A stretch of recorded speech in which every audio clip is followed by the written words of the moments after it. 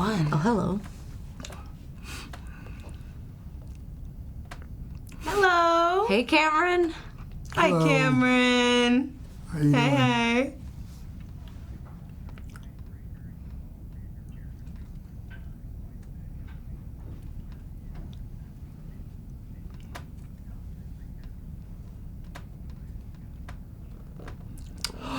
Ooh. Karaoke for Uhura, for sure. Definitely a little bit of reposado, a little bit of singing, show tunes for sure. Yeah, I think drinks with Ortegas. I think people look forward to drinks with Ortegas. I know I do. Yeah, karaoke. Including the doctor. Karaoke The doctor also. Yeah.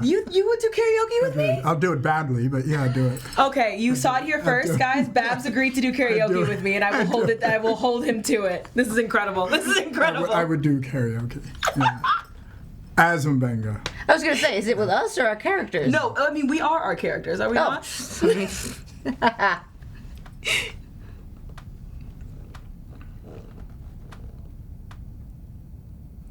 Blue screen. Hello. Hey.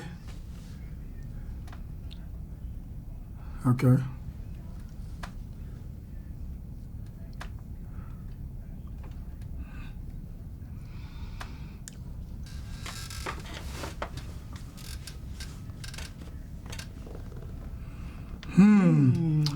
Yeah, it's a lot of there's gonna be a fight between the two. There's gonna be some turmoil,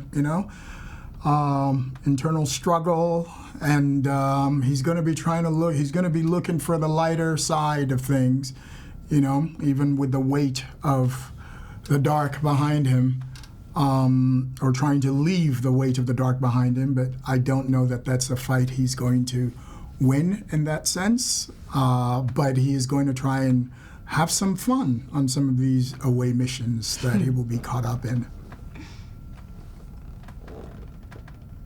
Mille grazie.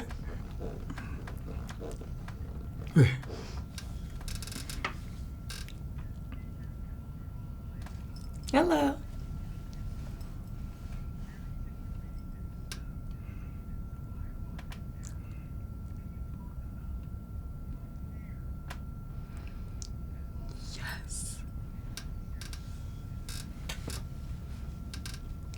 Melissa's gonna say that she doesn't like the wigs. I'm going to stop her before she even gets that out. Everyone gets a lot of fun hair stuff. I think Uhura has had a really specific hair journey, both as her character and sort of in out of character hijinks. Hair is such an important way that she expresses herself. And we see in season 3 that she's quite literally taking up more space physically, and we see it mirrored in her emotional growth. You can sort of tell how she's doing by how neat her hair looks. When it's a mess, she's a mess. But when it's cropped and coiffed and moisturized and hydrated, she's in a good place. Melissa looks great in wigs. That's the sandwich I'm gonna open and close with. Ortegas' wigs and the murder mystery are a journey. Just leave it at that. Yes.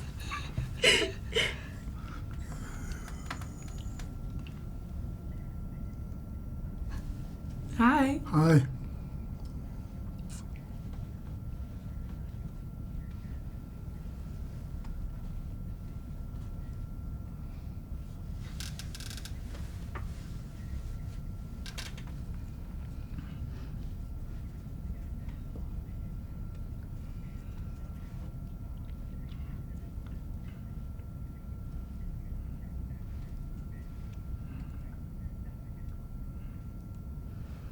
Yeah, I mean, I know for my part, I didn't in particular, because I knew since season 1, our showrunners and our writers have been saying, like, we want to write more Ortegas into the show, but it's when you have 10 episodes and you have this amazing ensemble cast and you have legacy characters and new characters, the fact that we get as much out of all of them as we have gotten, is a testament to the writers and what they're able to pack into these mini movies that you guys get.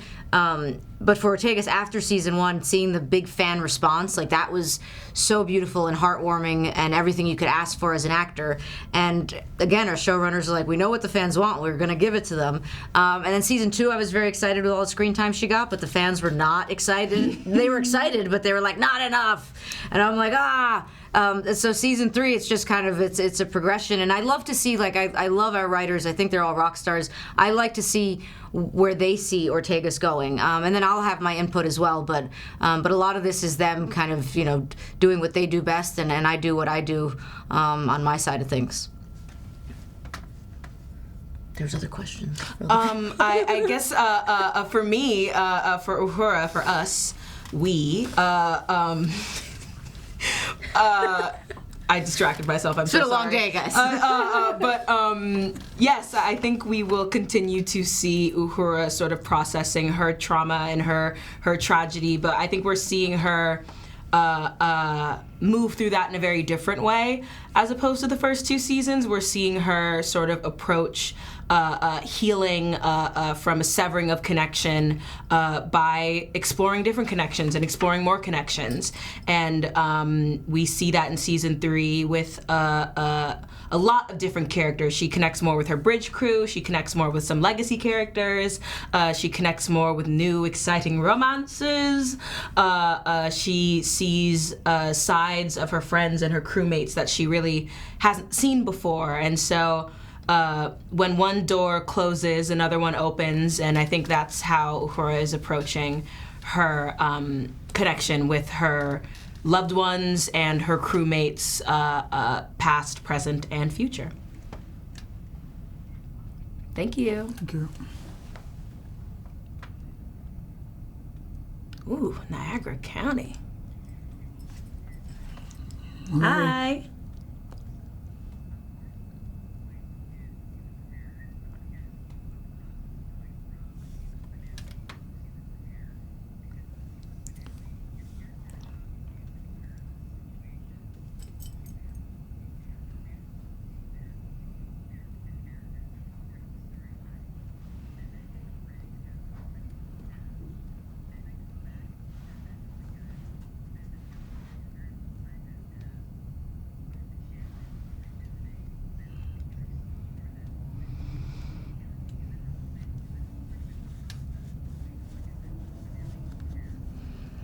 Oh, I'll say we are very good at what we do. So we had no choice but to jump right back into it. And we were that big long break that we had a writer's strike and an actor's strike. And so as soon as the actor's strike was resolved, I think within like 24 hours, we heard we were heading back to set. Mm-hmm. And so everything happened very quickly. And so you had kind of no choice but to jump back into it. And for me, it was just like when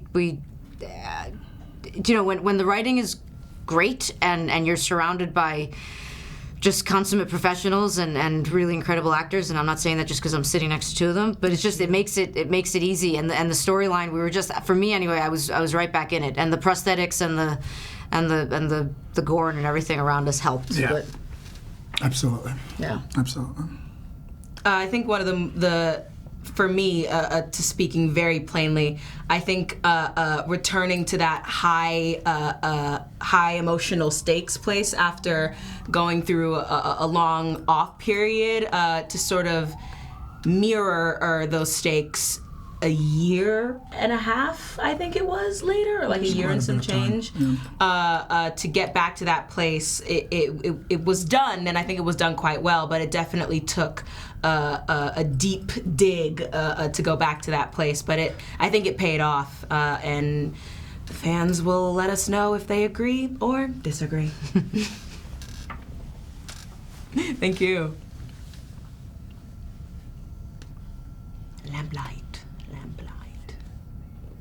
Hello. Hey.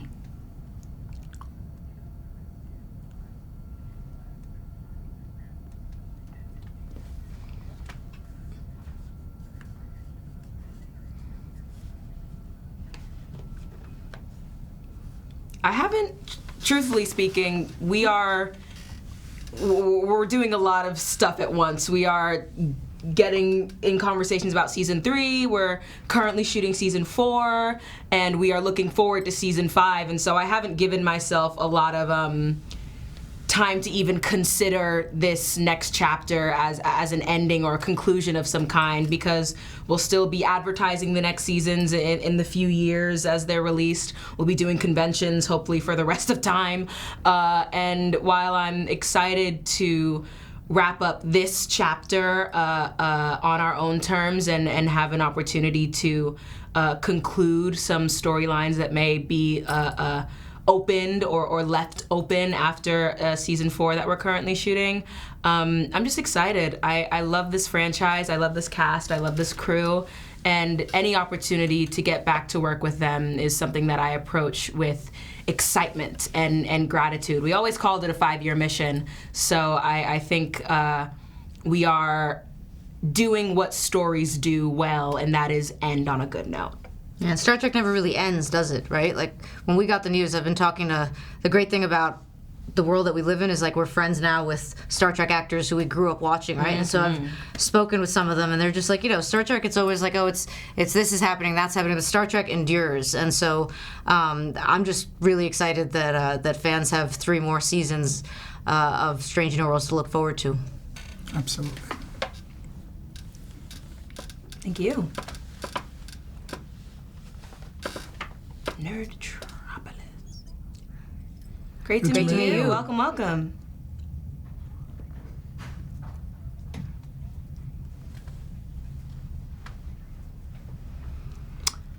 Ooh. For me, the 6th episode definitely challenged. I think you guys have only seen the first 5, so this will be talking about something that you haven't seen yet. But the 6th episode for sure, stylistically, emotionally, physically, it challenged me and really inspired me to interrogate my character and my character's position in the system that is Starfleet and the Federation in a really interesting, nuanced way. Yeah, there's a season. One of them. One more time. There's an episode later in the season that really and truly delivers on the more Ortegas that we have been talking about, and in a way that I never expected. And when I heard that's what we were doing, I was like, really? Okay. And it challenged every last bit of me, and I am the better actor and person for it. So I cannot wait for fans and the world to see that episode. I won't give you the number, though. I'll keep you guessing. What about you, Babs? Thinking about it, I think the episode where my protege in the sick bay, played by Chris Myers, where he really, really turns, and we sort of have to take care of him, as in take care of him. I think that was quite that becomes that was something that was interesting to deal with, and there was a real pain there, to have to take care of this individual. That's the two sides of the doctor, right? It's like, are we going to take care of him, or are we going to take care of him? He can do both. It's the real dark arts. The dark arts. The dark arts, as previously mentioned.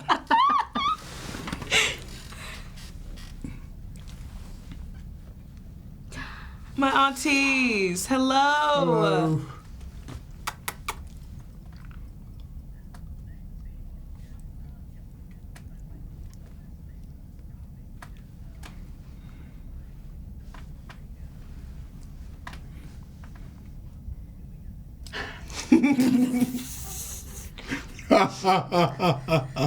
That's funny.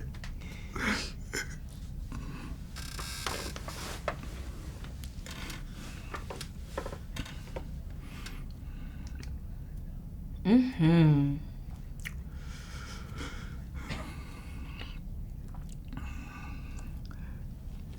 Love to her. Yeah, thank you. I mean, for me, I always There's one of my teachers, one of my acting teachers would always say, you know, and it's a quote from the great Russian acting teacher Stanislavski.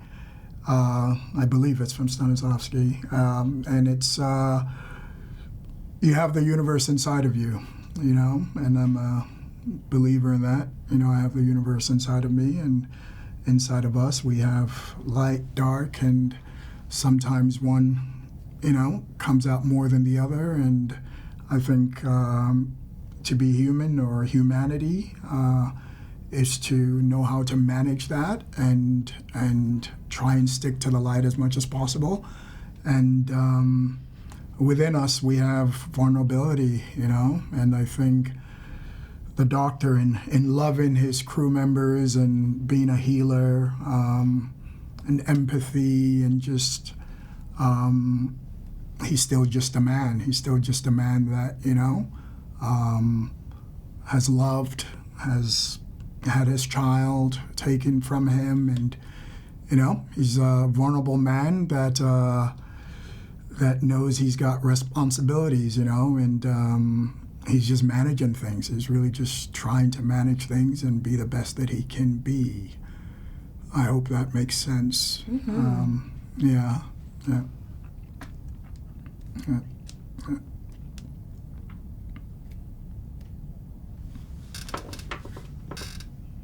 Hello. Good, thank Good. you.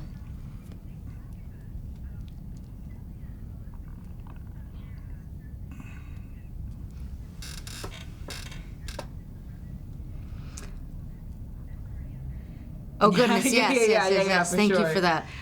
With I'm very excited for the world to meet little Ortegas, younger Ortegas, played by Minor Lucan, who is just perfection as Ortegas' little brother. He fit in with the cast perfectly, and I think Celia and I gelled really, really quickly, and we do see Ortegas and Uhura as best friends on the ship. And so to have this addition of a third, you know, is there a bit of rumbling about, you know, Ortegas isn't so cool about her best friend and her brother potentially hooking up? We shall see. But to be able to play with somebody who's kind of a mirror to Ortegas is very similar to her and also very different as well. I just had a blast with, because I have siblings. I have 3 amazing sisters, and so to get to have a family member added to our crew for this season is a joy, and we're gonna get to explore some of their Latin background, and I'm excited for fans to see that. I think. Oh, go ahead. No. Melissa said it perfectly. I'm excited for fans to see Uhura's more romantic side, but I'm also incredibly excited for fans to see the friendship between Uhura and Ortegas. Melissa and Celia are very good friends, and I'm excited for our friendship dynamic to really bleed into Ortegas and Uhura. They take care of each other in a really, really sweet way, and both of those characters are so deserving, and I don't think they recognize it until they feel it, and it's really awesome to play opposite her while telling that story.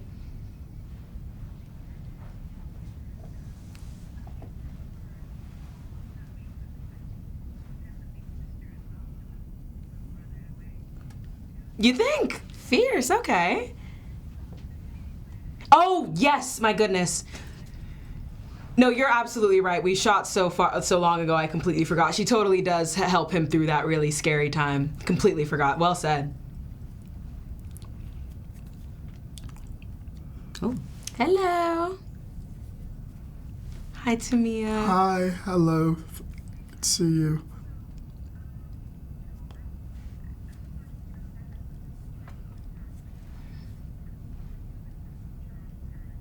Hello.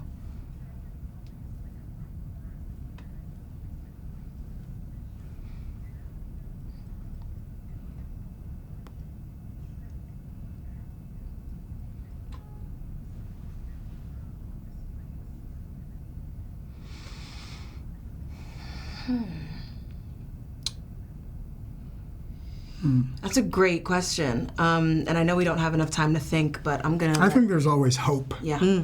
Optimism is always very present. in Star Trek. At least that's something I've gotten from it, really. Yeah, it's always you can, even in the worst moments. And that you can feel helpless and also feel hopeful. Yeah. Because I think that's how a lot of people are feeling right now. And to try to find out where to put that energy and how to be the most proactive and throughout season 3 we're a lot of us are going through it. And there's times where you see the characters feel helpless, but you don't lose hope. And then turning that hope into action, right? So that's definitely one thing that keeps playing through my head. And like Celia just said, we're in the middle of doing a lot. We're filming season 4 right now, so as everything's going on, we're very excited that the world's going to see season 3, and we know fans have been asking for it. And when we hear fans say like, "Oh, we need this right now," we feel that on a really deep level. For sure. I think for me, infinite diversity and infinite combinations, and connection. I think exclusion benefits no one in any case. I think diversity of thought, diversity of experience, diversity of culture, diversity of interpretation. I think Trek has an example that all people of the world could benefit from following. I think separatism, individualism has no place in Trek, and I think it has no place in our world.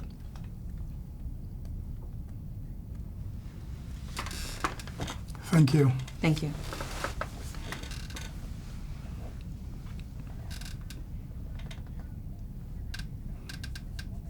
Mm-hmm.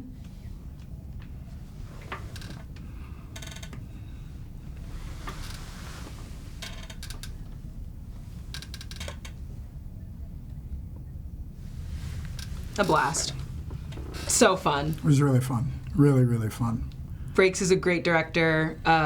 I think we were in the middle of shooting a lot of very tense, emotional episodes, so to be able to step out of that and get real campy and silly and really step way outside of the world of Trek for a second was a real gift and a joy. And we got to look really cool and good while doing it, so. So many wigs. So many wigs. Which you looked good in the wigs.